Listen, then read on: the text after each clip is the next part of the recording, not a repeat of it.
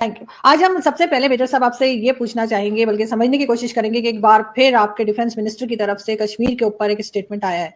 उस पे काफ़ी हंगामा है, थोड़ी देर पहले मैं आपके एक टीवी चैनल पे भी थी।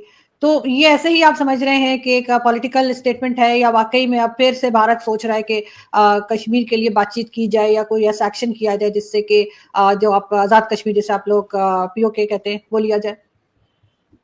आरजू जी, ऐसा है कि ये जो राजनाथ सिंह जी ने जो स्टेटमेंट दिया, इसको आइसोलेशन में ना देखा जाए। हुँ। क्योंकि अक्सर पाकिस्तान में ये कहा जाता है कि यहाँ पे जब इलेक्शंस होते हैं तो वोट लेने के लिए पाकिस्तान के खिलाफ बयानबाजी। ऐसा नहीं है, अभी तो कोई इलेक्शन नहीं है।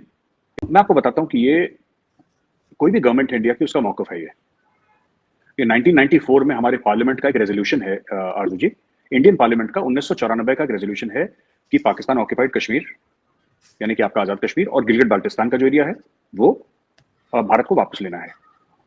ये हमारे पार्लियामेंट का रेजोल्यूशन है। तो जो राजनाथ सिंह जी कह रहे हैं वो पार्लियामेंट के रेजोल्यूशन से कुछ अलग नहीं है। ये वॉर मॉन्गरिंग नहीं है। मतलब अगर कोई इसको ये बोले कि भारत को जंगी जुनून चढ़ गया है या भारत जारियत तोड़ता रहा है, ऐसा नहीं है। ये भारत की स्टेटेड पोजीशन है, पार्लियामेंट की, पार्लियामेंट ऑफ इंडिया की एक स्टेटेड पोजीशन है, एक रेजोल्यूशन है। तो उसके तहत बात हो रही है ये, तो it should be red in that context. बिल्कुल, लेकिन साथ-साथ पाकिस्तान ने भी इधर से स्टेटमेंट दिया है, पाकिस्तान वालों ने भी कहा है कि जी इस तरह की बात नहीं करनी चाहिए। तो ऐसा क्यों नहीं करते कि एक बार ही बैठकर और इसका कोई हल निकालें, बिकॉज़ बहुत सी जंगें भी लड़ चुके हैं, सब कुछ कर चुके हैं, और फिर बार-बार उठकर यहाँ से भी इसी किस्म का स्टेटमेंट जाता है और भारत से भी आता है, ये कब तक चलेगा? अच्छा आरजू जी, मैं एक बड़ी इंटरेस्टिंग बात आपको बताता हूँ। ये मैं नहीं कह रहा, कि मतलब किसी ने मुझसे बात बोली थी, बड़े सीनियर डिप्लोमेट थे।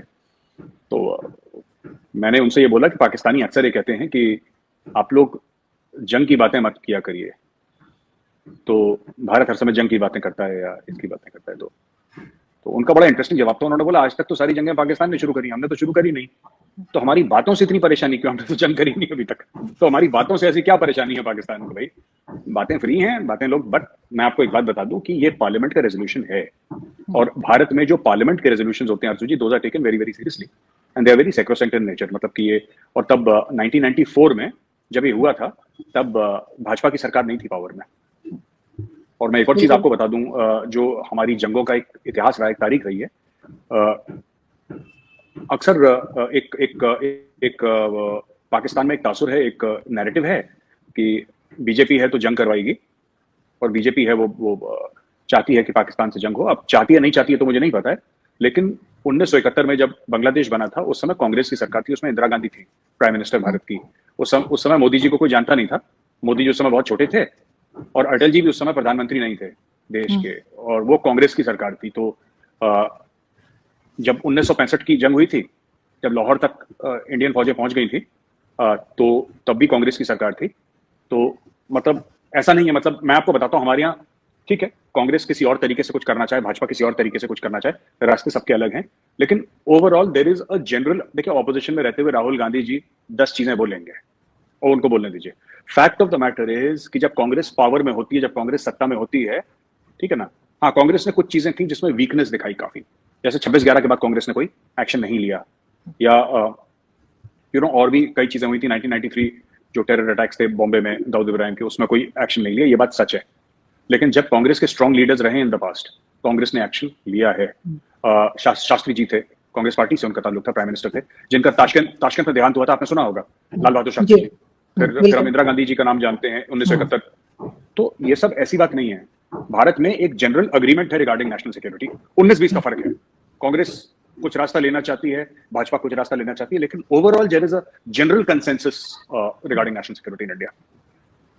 लेकिन अगर हम बात करें बलूचिस्तान की, और आप बलूचिस्तान को भी बहुत अच्छी तरीके से जानते हैं, बड़े मशहूर है आप बलूचिस्तान, यहाँ पे पुतले शुतले भी जलाए जा चुके हैं। तो वो मैं आपसे ये पूछना चाह रही थी कि आजकल वहां पे हालात बहुत खराब हैं, और जो हमें मीडिया दिखा रहा है उससे कहीं ज्यादा हालात खराब है, ये मैं बाकायदा कह रही हूँ कैसा है। और इस वक्त भी इस्लामाबाद प्रेस क्लब के बाहर वहां के स्टूडेंट्स बैठे हुए हैं, मिसिंग पर्संस का बहुत ज्यादा इशू है, और इसी किस्म की चीजें हम मुसलसल देख रहे हैं। कल भी तकरीबन 9 लोग वहां पे मारे गए, जिसमें से 3 मिसिंग पर्संस का नाम लिया जा रहा है, जिनको ढूंढा जा रहा था, और वो उनमें इन्होंने कह दिया कि जो भी एक फौजी मारे गए थे उनके जवाब में ये किया गया है।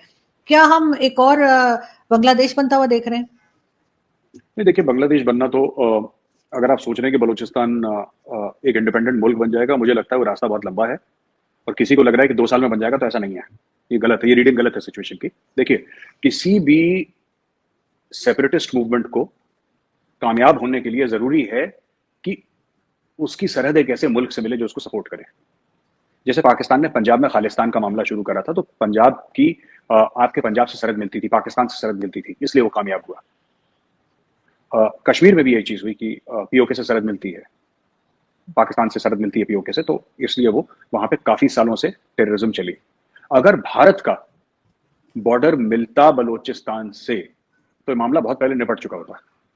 यहाँ पे इशू है कि बॉर्डर नहीं मिलता, तो लॉजिस्टिक्स और ये सब चीजें और भी चीजें हैं जो कि ये आपके आईएसआई वाले आपको बेहतर बता पाएंगे कैसे होता है ये, तो ये सब चीजें होती हैं। खैर आरजू जी, मैं आपको बताता हूँ बेसिकली क्या है कि बात करनी पड़ेगी बलोचों से। अगर आप बात नहीं करेंगे वो लड़ते रहेंगे, वो आज से 50 साल के बाद भी लड़ते रहेंगे। अभी क्या हुआ है, कुछ बलोच जो ग्रुप्स हैं, फाइटर्स हैं, उन लोगों ने टीटीपी के साथ जाके हाथ मिला लिया। आपको पता ही है, उन्होंने टीटीपी के साथ जाके हाथ मिला लिया।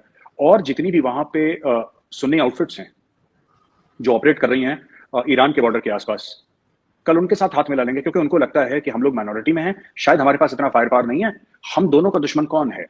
मैं from a Baloch fighter perspective, जो बलोच मिलिटेंट्स हैं उनके पर्सपेक्टिव से आपको बात बता रहा हूँ कि हमारा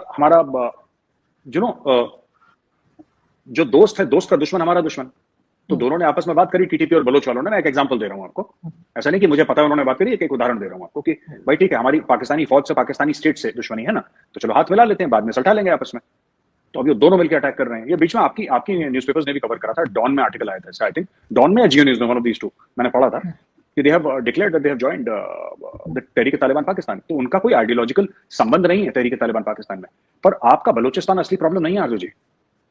सही, बलोचिस्तान आपकी असली प्रॉब्लम नहीं है। असली प्रॉब्लम आपकी पश्तून नेशनलिज्म है, जो अभी लार्जली पीसफुल चल रही है। देखिए, आपके साथ बलोचों का कोई बॉर्डर का मामला नहीं है, ठीक है। वो कह रहे हैं हम आजादी की जंग लड़ रहे हैं, आप कह रहे हैं आप पाकिस्तान के हिस्से हैं, ये सब आपके बीच में बातचीत चल रही है। वो 2 मारते हैं, आप 3 मारते हैं, वो 4 मारते हैं, आप 5 मारते हैं, ये सिलसिला आपका आज से नहीं 70-75 साल से चल रहा है। लेकिन जो पश्तूनों के साथ आपका मामला है ना, अच्छा दूसरी बलोच जो वहां पे हैं बलोचिस्तान में, बलोचिस्तान में खुद बलोच माइनॉरिटी है, वहां तो पश्तून मेजोरिटी एरिया है ना। और वहां से ईरान की तरफ से कोई ऐसा ओपन सपोर्ट नहीं है उनको कि ईरान की सरकार ये बोले कि जाओ पाकिस्तान के अंदर ठोक के आओ लोगों को, ऐसा तो नहीं है। परेशानी तब होती है कि जब अगर ये पश्तून नेशनलिज्म जो है ये अगर वेपनाइज हो गई आरजू जी, तब पाकिस्तान को एक एग्जिस्टेंशियल थ्रेट हो जाएगा। तो अगर मैं होता, मैं मंजूर पश्तीन से बात कर लेता। मंजूर पश्तीन तो ये नहीं कह रहा था कि जो मंजूर पश्तीन जो बात कर रहा है, मंजूर पश्तीन ये तो नहीं कह रहा कि आप हमें खैबर पख्तूनख्वा अलग कर दो पाकिस्तान से, तो ये नहीं कह रहा। मंजूर पश्तीन तो ये कह रहा है कि पाकिस्तान के आईन के अंदर हमें अपना हक दे दो। आपका मोहसिन दावर जो है या अली वजीर है, उन दोनों को जेल में डाल दिया बिना एफआईआर के ना। तो वो तो आपके मेंबर ऑफ पार्लियामेंट से, आपके पार्लियामेंट के मेंबरान है वो। तो मेंबर ऑफ पार्लियामेंट को आप कैसे उठा सकते हैं, इंटेलिजेंस एजेंसीज उनको जेल में डाल सकते हैं, फिर उन पे मार पिटाई करी है, जो भी तशद्दुद करी, फिर उनको छोड़ दिया। ये तो लेफ्ट, ये तो कम्युनिस्ट लोग हैं, ये मंजूर पश्तीन और ये आपका मोहसिन दावर और अली वजीर वगैरह, ये दीज आर कम्युनिस्ट ना, लेफ्ट लीनिंग लोग हैं लोग। और इन्होंने कभी पाकिस्तान की खुद मुख्तारी को चैलेंज नहीं करा, इन्होंने कभी कोई ऐसा बयान नहीं दिया जहां इन्होंने बोला कि हम पाकिस्तान में भरोसा नहीं है, हमें पाकिस्तान पे विश्वास नहीं करते या पाकिस्तान के आइन को नहीं मानते। इन्होंने तो बात बोली नहीं है। ये कहते हैं हमारे मसले हैं, हम चाहते हैं पाकिस्तान के आइन में इनको सॉल्व कर दिया जाए।